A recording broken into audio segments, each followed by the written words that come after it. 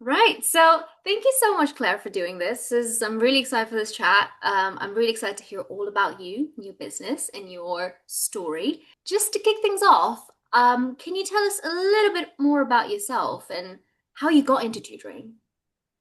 I was a teacher and had worked in education for a long, long time, and then needed to work part-time for a while.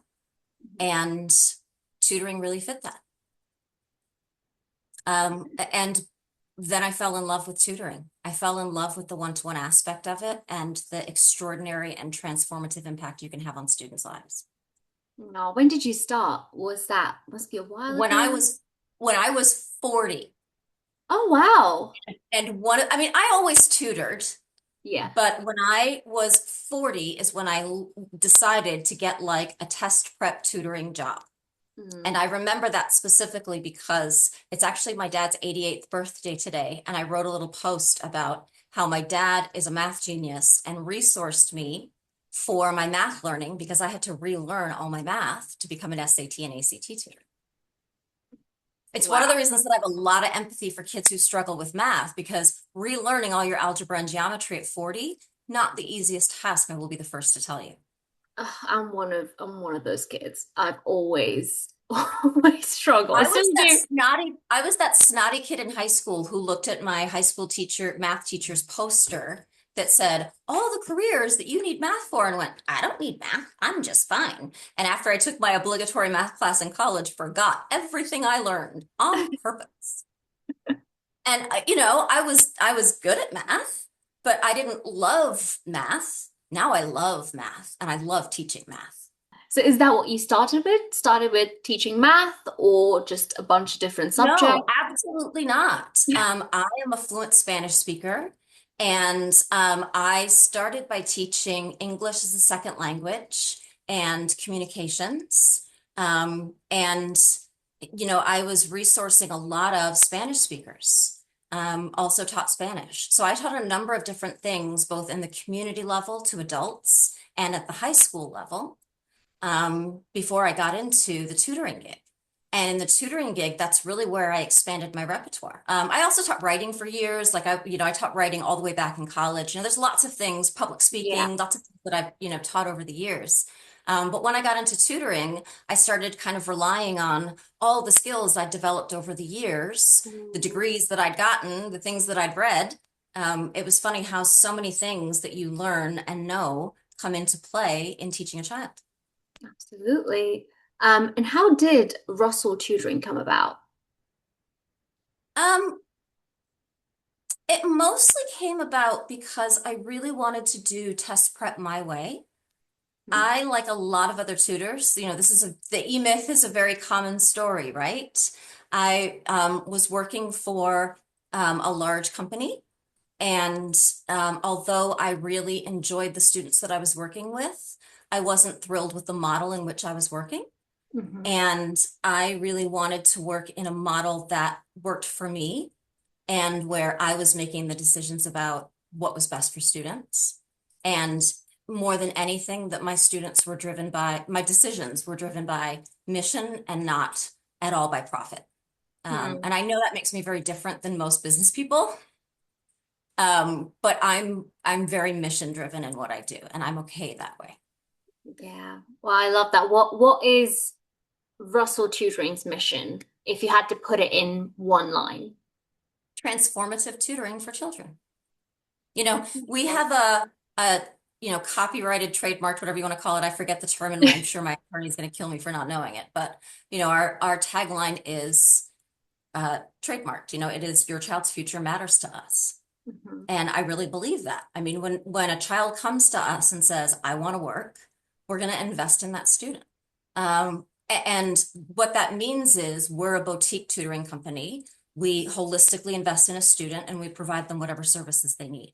I mean, if a student needs a reading tutor or a macroeconomics tutor or a calculus tutor or a test prep tutor or a writing tutor or a performance coach, they have all of those available to them. And that's where, in terms of test prep, we're very, very different. We assess students very, very thoroughly, including for their test taking process and their mental game. And then performance coaching is absolutely essential to what we do in our test prep. When you first start any business, right, it's really scary. And It's not as scary when you start it. Are you kidding? Well, here's the thing, running any business means that every day or every week, whatever, you're looking at the bank account. Every month you're thinking, how am I going to pay these bills? I've got this coming in, right? Um, and every year, every month, there's the economy, right? absolutely. There's the trends, there's It's a the constant battle. You have to, I gotta be honest. I didn't realize when I started a business, frankly, how brave you have to be to start a business. And a very good friend of mine who gave me a lot of advice early on, who'd owned a business for 35 years, said, Claire, you've got to be willing to accept the insecurity of not knowing where your next paycheck is coming from. Mm. And if you can't accept that, then you're not made to run a business. Every founder that speaks, I've spoken to quite a few people who are running tutoring businesses. This is a common theme. It comes with its rewards. Like, Mhm. obviously, you're doing something you love, and that's incredible, but Mhm. it's not easy. I've learned something over the 9 years that I've been in business. August it'll be 9 years. And for a long time, I think I lived from that place of, uh-oh, what if the business doesn't come? And Mm. for years and years and years, I did a lot of work to build the business and to reach out to college consultants and to develop a network in my community and like all the things, right? Let people know what I do and my mission in doing it. Um, and COVID, of course, was not a fun time. And that was before I found the National Test Prep Association. So I was truly alone. Mm. That was a really difficult time. And but the thing that really happened was fall of 23, I had emergency surgery, and that was a 6-month recovery. And as soon as I got better from that, I caught mono, and that was a year. And so I had 18 months where I was doing the essentials for my business. And that's really all I could do was just run my business. In other words, I didn't have time to market my business. Mm. Apart from, I have a Google listing and like the rare social media post, right? Yeah. Yeah. And my business still grew in that time. Mhm. And it was one of those places where I just really learned to trust the universe that as long as I'm doing my absolute best work for people, and as long as I'm coming from a place of wanting to help and not wanting to make a profit, that the people who need to find me will find me. And when it comes to like the American landscape, I'm not sure if it's like super different from the UK landscape. I feel like it is to some extent, but like for you personally, how has Russell Tutoring set itself apart from like other businesses out there? Is there like a lot of competition? That's such a great question. One of the things that was really striking to me was in spring of 22, I went to an IECA conference, the Independent Education Consultants, it's the college consultants for the most part. And we had a table, and our table was next to the National Test Prep Association. Mhm. And I was seeing all of these folks who were from NTPA, who were all like so buddy, who were recommending all these different tutoring companies from across the country. And I'm like, who are you guys? And after a day of them listening to me talking about what I do and my passion for what I do, they invited me to join. And I ended up going to their conference several weeks later, and they gave me a t-shirt that said test prep is a team sport. And I was like, who are you people? Well, Rashi, now I go on vacation with some of those people. Now I have my Philadelphia competitors to happy hour at my house. We are Mm. folks who collaborate, who support one another, and who resource one another. We are honest to God friends because we all really do have an abundance theory that the pie is big enough, Yeah. that we all respect the way one another go about supporting students, and that if we can resource one another as small providers, we can all be better together in serving children. And isn't kind of that what's all about? Is actually how I found TutorCruncher. And it was in 2022. I was at this point where I was looking for a company to provide me what I needed. I had looked at a couple of other platforms, not been happy with them, and especially not been happy with what they said to me when I said, I need this. Is that ever something that's coming? And they basically said, just not our interest. And then I went to NTPA and Fion was there. And Fion talked about TutorCruncher and what it had to offer. And it sounded great to me. And there were a couple little things that TutorCruncher didn't have. And I said, is this a direction you're going in? And he, number one, said, with that one thing, yes. And with that second thing, we 100% listen to our customers. So tell me what you need. Yeah. And now I feel like this is something that Fiona said as well. You're one of our biggest cheerleaders. It's amazing that we're able to kind of build that community with our clients as well. I mean, just the fact we're able to do this and chat to each other, I think that's incredible. Yeah. And, I mean, it's funny because I know there are 3 gazillion softwares out there, right? What I needed to find was something that was straightforward, that was simple, that my team could manage. And it was really quite lovely because I was training 2 tutors the other day and they'd been through their whole training and we were doing kind of a follow-up touch point of, guys, where do you feel you need to be resourced? Now that the overwhelming everything is over, let's come together. And they were like, how do we book a lesson again? And I pay them for their professional development on TutorCruncher by having them book a lesson with me as the student. Hmm. It's a super easy administrative way for us to book professional development. And so right then and there, I gave them the job. Right then and there, I just taught them how to book a lesson and they were like, okay, got it. That is a really good segue into my next question because Sure. you've been with us since 2022. How do you feel TutorCruncher has helped shape the way you run your business? It streamlined a lot of things. Previously, we did a lot of tracking on spreadsheets that's now right within the system. Previously, we onboarded families with actual paperwork they had to scan. And that's now a form which we built into the system because it's so customizable. Mhm. Um, and it used to be that my tutors literally invoiced me on paper. Oh gosh, how's that even work? Well, lesson, student, number of hours, amount. Lesson, student, number of hours, amount. And then, you total it all up.